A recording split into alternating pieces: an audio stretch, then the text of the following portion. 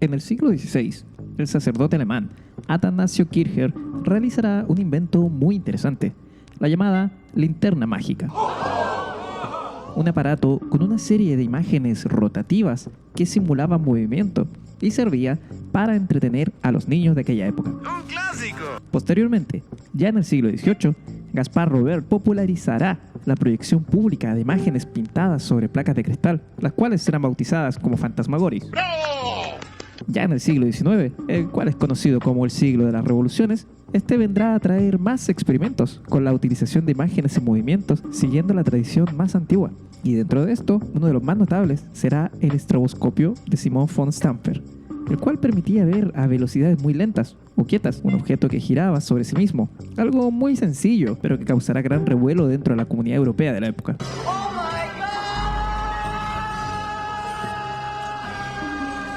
Ya aproximadamente en 1874 tendremos la creación de la fotografía de una forma más cercana a como la conocemos hoy. Y basándose en este invento, el francés Jules Janssen creará el revólver fotográfico, un antepasado lejano de la cámara fotográfica que todos conocemos hoy, que todos usamos.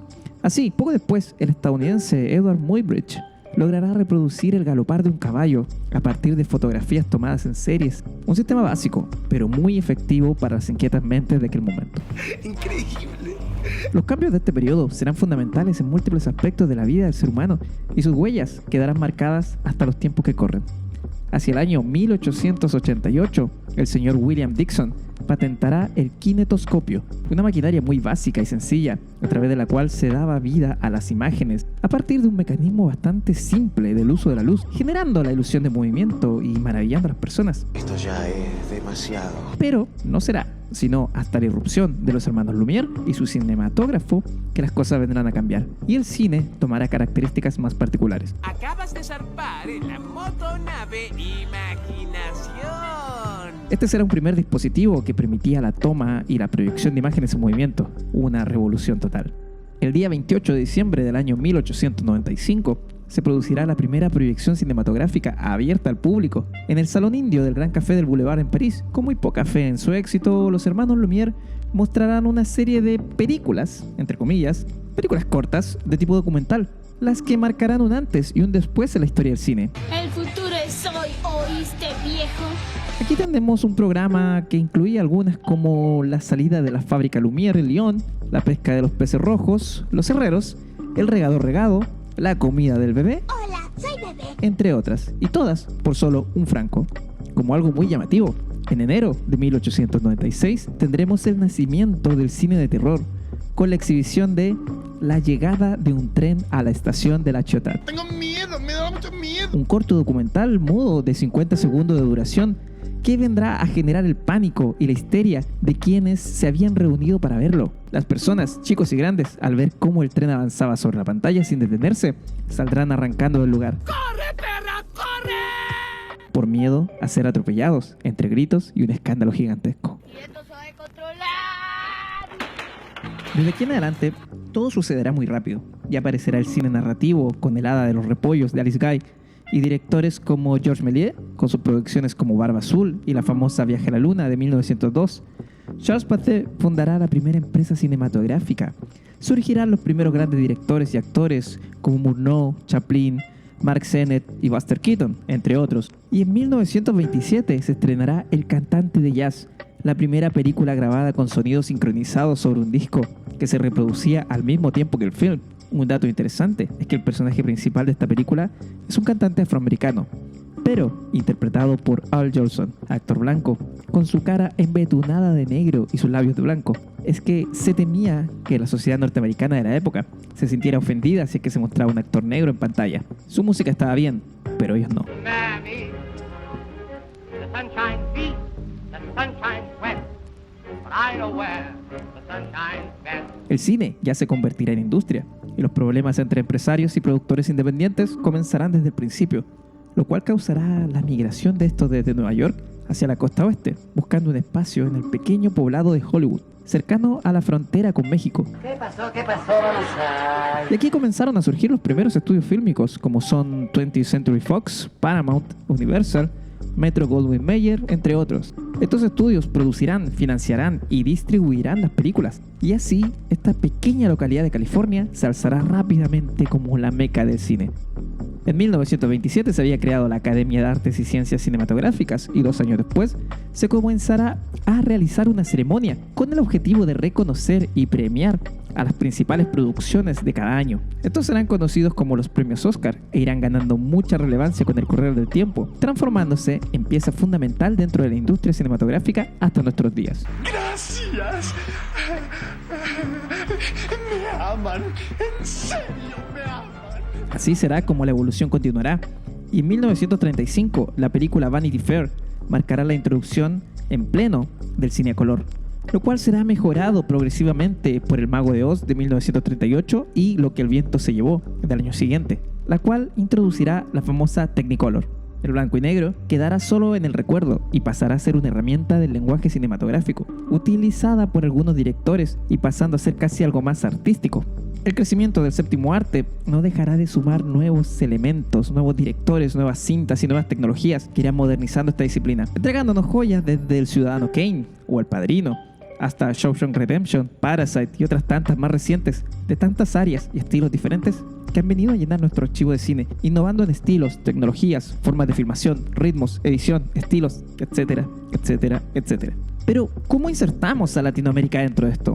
Bueno, hoy conversaremos en torno a la historia del cine latinoamericano, los premios Oscar en nuestro continente y una que otra recomendación de algunas joyas del cine de este colorido rincón del planeta. Los amautas eran quienes transmitían el conocimiento en los Andes. Y Las Historias de la Mauta es un podcast de historia y relatos de Chile y Latinoamérica en un formato sencillo y para todos y todas. Bienvenidos al capítulo de esta semana.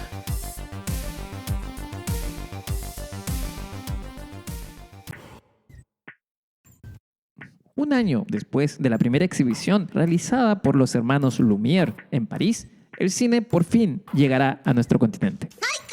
En 1896 arribarán los primeros equipos de rodaje y proyección junto a los profesionales encargados de esto a nuestra Latinoamérica. Y así se filmarán las primeras películas, esta vez en México, con gran protagonismo del dictador más famoso de la época, el señor Porfirio Díaz. La producción local comenzará prontamente, casi a la par del viejo mundo.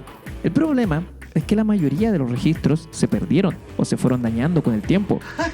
¡Qué bruto focalicero! Estos primeros filmes latinoamericanos fueron realizados por los argentinos Federico Figner y José Steinberg en el año 1896, quienes exhibieron vistas de todas partes de la ciudad en una kermés. Al año siguiente, los hermanos Guillermo y Manuel Trujillo de Venezuela exhibirían un célebre especialista sacando muelas en el Gran Hotel de Maracaibo y también muchachos bañándose en la laguna de Maracaibo.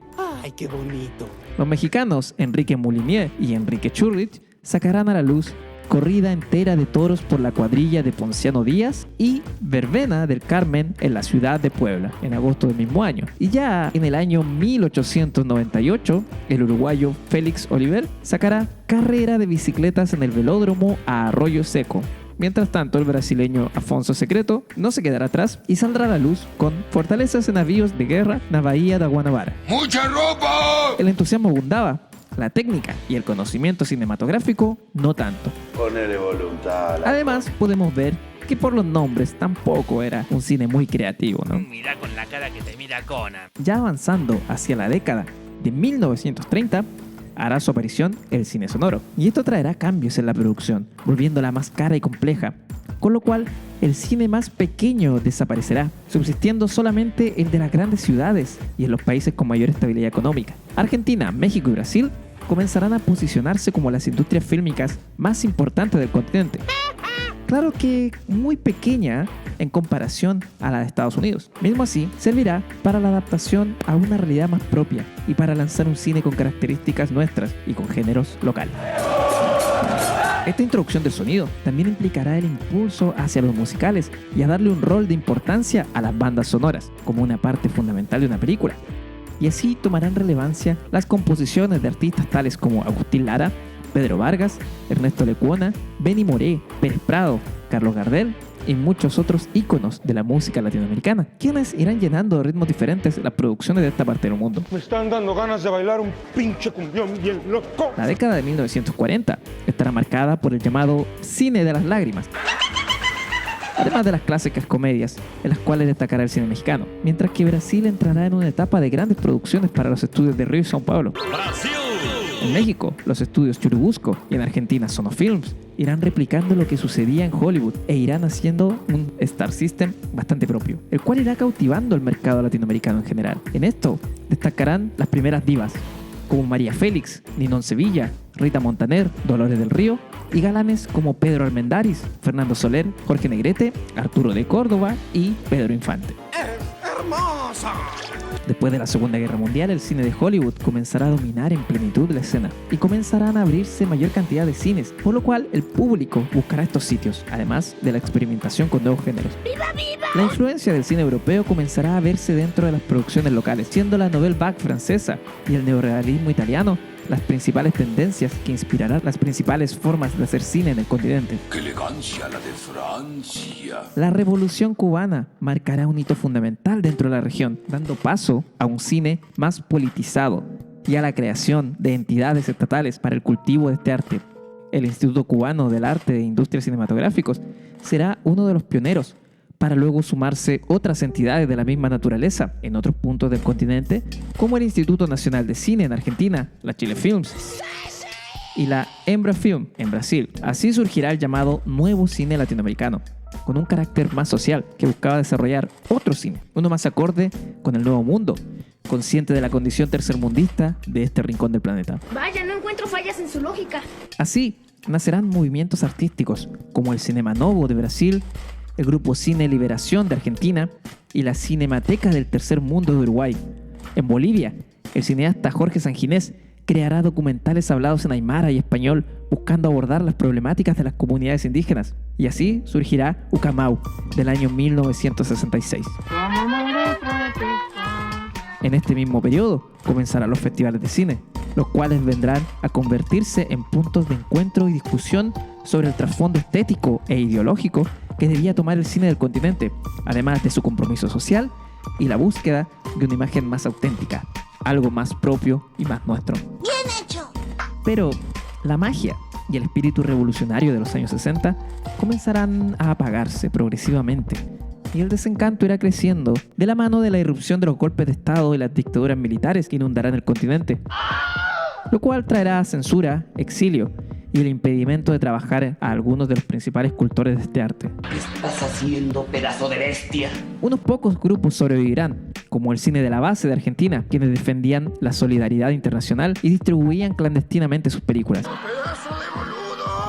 En Chile, el cine se manifiesta por medio de obras de gran peso, como La Batalla de Chile. Salvo esta, la producción chilena no tendrá mayor relevancia durante la dictadura de Pinochet. Pero en el exilio, realizadores chilenos llegarán a la producción de una gran cantidad de películas, siendo uno de los casos más importantes el de Miguel Litín, quien en Nicaragua realizará Alcino y El Cóndor, la cual será nominada a los premios Oscar en 1983, además de la notable Sandino, del año 1989. ¡Somos el mejor país de Chile, hermano! Junto a este proceso de apagón cultural, la década de 1970 comenzará a alzarse como la época de oro de Hollywood, a través de la irrupción de una camada de nuevos directores y realizadores, como Steven Spielberg y George Lucas, por ejemplo, quienes deslumbrarán con sus superproducciones y con sus efectos especiales. ¡Capum! ¡Catapunchis! Con un cine más liviano y banal, su llegada fue demoledora, y prontamente se convertirán en los dominadores de la taquilla, dejando de lado a las demás industrias cinematográficas, como las europeas, por ejemplo, y naturalmente las propias de nuestro continente. A esta incapacidad de competir se sumará el estancamiento creativo y el desencanto del público latinoamericano con las producciones nacionales. Todo este maldito sistema está mal. Se buscará recuperar el gusto de la gente, pero esta será una tarea compleja, por lo cual la única forma de supervivencia de este cine será la dependencia del Estado para la obtención de algunos escasos recursos para la producción de material. Ya hacia finales del siglo XX, vendrá a aparecer una nueva ola de creatividad en algunos países como Argentina, Uruguay, Chile, México y Brasil, en donde aparecerán distintas producciones que buscaban acercarse con más realismo a la situación de la población marginalizada y a los diferentes problemas de la sociedad contemporánea, buscando realizar un ejercicio de memoria en torno a las dictaduras militares y a la violencia sufrida durante aquellos años, entre otras temáticas. Destacarán directores como Lucrecia Martel, Pablo Trapero y Daniel Burman de Argentina, Andrés Wood de Chile, Juan Pablo Revela y Pablo Stoll de Uruguay, Fernando Meireles, Claudio Asís y Karim Ainús de Brasil, Alejandro González Iñárritu de México, entre otros, quienes darán un nuevo impulso al cine latinoamericano. Pese a que en el último tiempo el desarrollo y la masificación de las nuevas tecnologías han impactado en la forma de hacer películas y también en la distribución y la comercialización del cine. Y al que no le gusta, que se joda. Y el cine de Hollywood y sus superproducciones parecen seguir posicionándose en los primeros puestos. Aún no se ha dejado de hacer cine en este rincón del mundo, con algunas propuestas más que interesantes que siempre es necesario echarle un ojo. Y así podríamos tener algunas recomendaciones siguiendo el ranking de IMDb, el cual siempre es un buen referente. Por ejemplo, tenemos a Machuca de Chile, El secreto de sus ojos de Argentina, Los perros hambrientos de Perú, Chiquiago de Bolivia, El círculo de Uruguay, Paraguay, droga y banana de Paraguay, Ciudad de Dios de Brasil, La estrategia del caracol de Colombia, Yotama se va volando de Venezuela, Del núcleo al sol de Ecuador, Historias del canal de Panamá, First Lady of Revolution de Costa Rica, Entre medio de Puerto Rico, Las sandinistas de Nicaragua, El cadáver exquisito de El Salvador, Beyond the Tree de Honduras, Serpiente emplumada de Guatemala, Cabeza madre de Cuba, Perico ripiao de República Dominicana y Macario de México. Un aplauso. Aplaudan. Estas constituyen las películas con mayor calificación en este ranking internacional, por lo cual siempre es importante echarle una mirada y tenerlas presentes para tener un buen ejemplo del cine latinoamericano. Un fenómeno que cautiva a grandes y chicos. En cuanto a los famosos premios Oscar en Latinoamérica, se cuentan 26 nominaciones al Oscar a Mejor Película Internacional, antes denominada Mejor Película de Habla No Inglesa, y de estas, solo 4 se tradujeron en victoria. Claro que ha sido en tiempos recientes. Chile ha ganado 2 premios Oscar, uno en Mejor Película de Habla No Inglesa con Una Mujer Fantástica y uno en Mejor Cortometraje Animado con Historia de un Oso. Nosotros somos el primer país de Chile. Argentina ha tenido un total de 17 nominaciones y se ha adjudicado 7 estatuillas por producciones o personas de esta nacionalidad, ganando 2 premios en la categoría de Mejor Película de Habla No Inglesa, con La Historia Oficial de 1986 y la recordada El secreto de sus ojos del año 2010. El tipo puede cambiar de todo. De cara, de casa, de familia, de novia, de religión, de Dios. Pero hay una cosa que no puede cambiar, Benjamín. No puede cambiar de pasión. Por su parte, México ha obtenido 23 premios por producciones o personas mexicanas y 2 premios en las categorías Mejor Cortometraje y Mejor Cortometraje Documental, con Centinelas del Silencio de 1972 y una por Mejor Película de Habla No Inglesa, con la alabada Roma del año 2019. ¡Pinche pendejo, güey, ya! El cine, como séptimo arte, es una disciplina maravillosa, la cual ha tenido un crecimiento importante en nuestro continente durante los últimos años, con películas que han marcado época y generado impacto a nivel global en la manera de filmar y de escribir una historia, como el caso de Ciudad de Dios de Fernando Meireles, la cual vino a despertar al mundo al mostrar de manera cruda y violenta una realidad cotidiana en nuestro continente. Tadinho caralho, meu nome agora é Zé Pequeno, porra. O nome dele é Zé Pequeno, tá entendendo? E tu vai cair, filha da puta. Aún queda mucho por mostrar y mucho cine por contar. Solo esperar que más allá de nuestras quejas por las producciones de baja o escasa calidad, pronto puedan ir surgiendo nuevas ideas que vengan a dejar en alto la forma de contar el mundo que tiene América Latina. En fin, por ahora vamos dando término al nuevo episodio de esta semana, esperando que se estén cuidando y que aprovechen la cuarentena para ver buen cine y acompañarse con alguna buena historia. Cuídense y cuiden a los suyos, no dejen de estar atentos y ánimo, que queda muy poco. Me despido dándoles las gracias por haber escuchado este nuevo episodio. Yo soy El Amauta y les digo adiós, o más bien dicho, hasta la próxima semana, en donde volveré a navegar en las ondas de sonido con algunas nuevas historias de La Amauta. Un abrazo, nos vemos pronto.